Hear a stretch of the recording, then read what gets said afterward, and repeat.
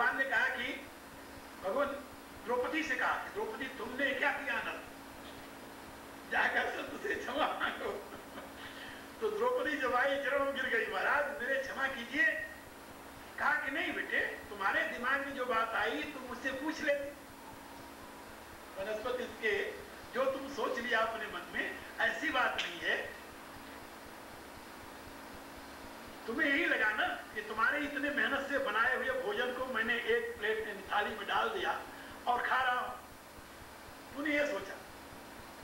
इसमें यह बात नहीं है कि मैं चांडाल कुल में पैदा हुआ हूं तो मुझे इसका स्वाद मालूम नहीं है। हम भोजन नहीं करते, हम प्रभु का प्रसाद लेते हैं। जब ये सारी वस्तु प्रभु को हमने भोग लगा दी, अब इसमें से कौन सी वस्तु है जिसको मैं पहले लूं? एक वस्तु को पहले लेता हूं तो दूसरे का अपमान होता है, क्या समझे? एक वस्तु को यदि मैं पहले लेता हूं तो दूसरे का अपमान होता है, उसको लेता हूं तीसरे का अपमान होता है। प्रभु के प्रसाद का अपमान नहीं होना चाहिए, इसलिए हमने सबको एक जगह डाल करके अब प्रभु का प्रसाद मैं ले रहा हूं। ये सुनना था कि सब चरणों में गिर गए उसके। और जब वो भोजन करके उठे वाल्मीकि और हाथ धोए, और वो जो नेवला था दौड़ करके आया, उसमें जब लौटा तो उसका आधा शरीर जो स्वर्णाभ नहीं हुआ था वो स्वर्णाभ हो गया। आकाश में शंख की ध्वनि होने लगी और उनका यज्ञ पूरा हुआ। महाभारत की कथा है।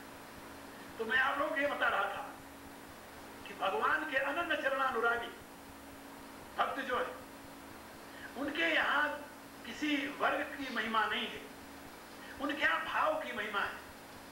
और जो भाव पूर्ण हृदय से प्रभु को भजता है वही प्रभु का प्रिय है, वही प्रभु को प्राप्त कर लेता है।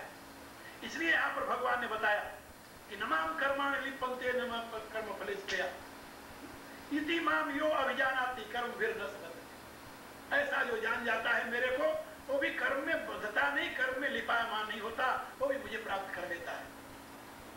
अब आप लोग इतने सुन करके प्रार्थना करो। अगले 15वें ये श्लोक का अर्थ कर मैं और बता दूंगा, कल आखिरी है इसलिए 15 श्लोक आपके एक प्रसंग पूरा हो जाएगा। फिर कभी आएंगे, फिर आगे वाली बात समझाएंगे।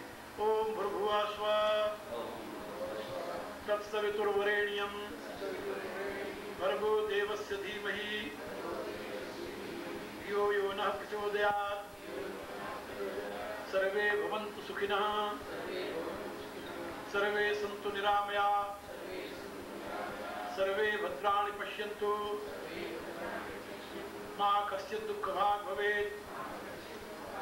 ओम पूर्णमदः पूर्णमिदं पूर्णात् पूर्णमुदच्यते पूर्णस्य पूर्णमादाय पूर्णमेवावशिष्यते। ओम शांति शांति शांति। अब आप लोग इसके बाद में मन में आरती कर सकते हो, वैसे भी कर सकते हो, आरती करने में कोई बाधा नहीं है। रामायण पाठ हो रहा है, आरती कर सकते हो। अब खड़े हो जाओ, आरती करो।